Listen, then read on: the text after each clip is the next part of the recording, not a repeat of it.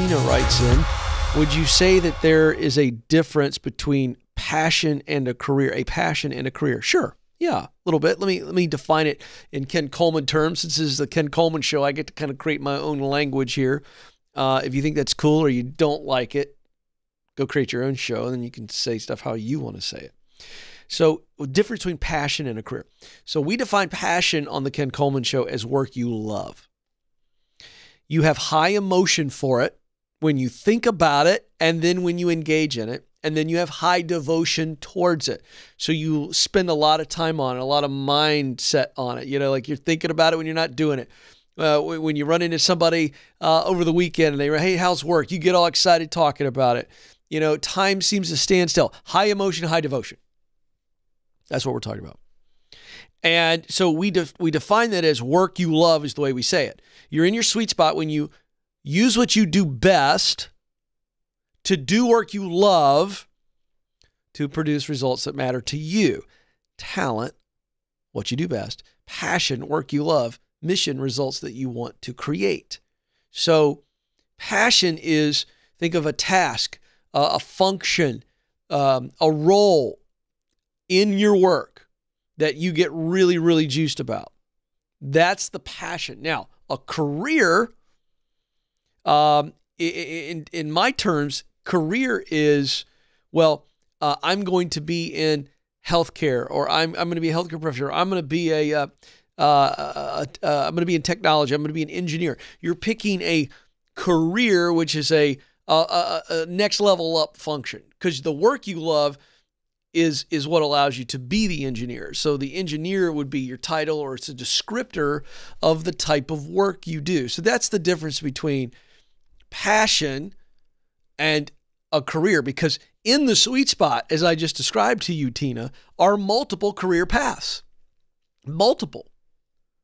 So, you know, you could be an engineer, or, you know, you could do some type of building work. You know, there's lots of different career paths for somebody who has the talent and the passion that would allow someone to be an engineer.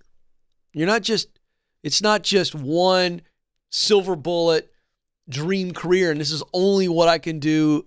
No, there are multiple careers in the sweet spot, multiple dream jobs in the sweet spot as well. So that's how I define that. William writes in, I've been in my current company for 5 years. They continue to pile on work without an increase in compensation. How should I handle this? Well, you need to have a meeting with your leader, and you need to say, hey, I need to talk to you about something, but first I want to tell you how grateful I am for my job, grateful to be here. Over the last 5 years, my responsibilities have increased. And I would have, don't just assume that everybody knows this or thinks about this, including your leader. So I would have in front of you some notes, detailed notes that would say, 5 years ago, I was here. This is my title, and this is what I was responsible for. Nice summary. Then at about, have a timeline. 6 months after that, you guys added these responsibilities. Another year and a half later, you added these. And create a chronological order of how over 5 years, your responsibilities have increased.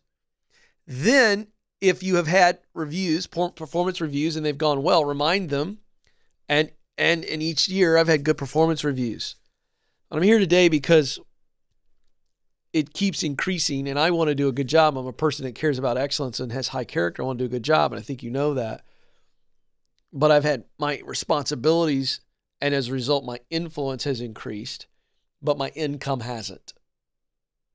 And I want to create a growth plan, because if not, I'm the person that'll just keep saying yes, and it's on me. And so I'm coming here grateful and humble today, but to say, can we sit down and come up with a growth plan and say, this is where I've grown. My responsibilities have grown. Presumably your influence or your impact in the company has grown.